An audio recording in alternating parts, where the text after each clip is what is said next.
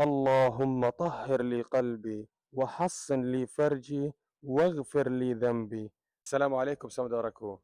Kalau kamu tengah struggle dengan syahwat haram, tak boleh berhenti tengok benda yang haram atau terjatuh dalam zina wal'iyadu billah, dengar sini sekejap. Saya nak bagi ubat mujarab yang Nabi SAW sendiri ajar kita. Dulu ada seorang anak muda datang jumpa Nabi Muhammad SAW. Dia cakap, "Ya Rasulullah, aku tak boleh berhenti zina." Nabi tak marah dia. Nabi tak hina dia. Nabi bagi dia penawar yang menyelamatkan hidup ramai orang. Nabi ajar doa ini.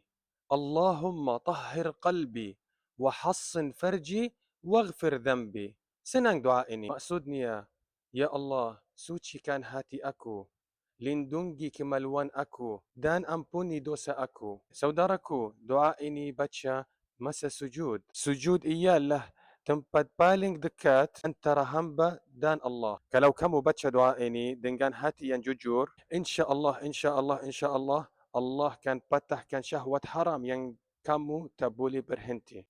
Allahumma tahhir li qalbi wa hassin li farji waghfir li dhanbi.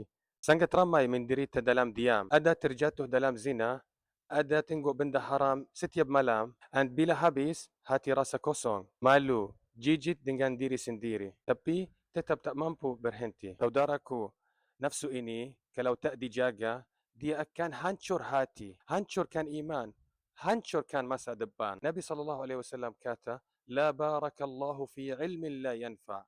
Bermaksud, ilmu yang tak bawa manfaat, tak ada berkat. Dan doa ini, kalau kamu amal dalam sujud, ini kunci untuk bersihkan hati dan putuskan syahwat yang haram. Kalau kamu bukan orang yang tengah struggle, tolong bantu orang lain. Tolong share video ini. Semoga ada satu jiwa yang Allah selamatkan melalui kamu. Kalau video ini bagi manfaat, jangan lupa salawat atas Nabi Muhammad SAW dalam di komen. Dan doakan saudara-saudara di Gaza dan seluruh umatul Islam. Siapa yang sebarkan doa ini dalam sujud, insya-Allah pahala dia mengalir tanpa henti. Terakhir, jauhi phone masa nak tidur, letak bacaan surah atau letak phone jauh dari tangan. Isi masa dengan ilmu, ibadah, benda yang bermanfaat dalam di dunia dan akhirat.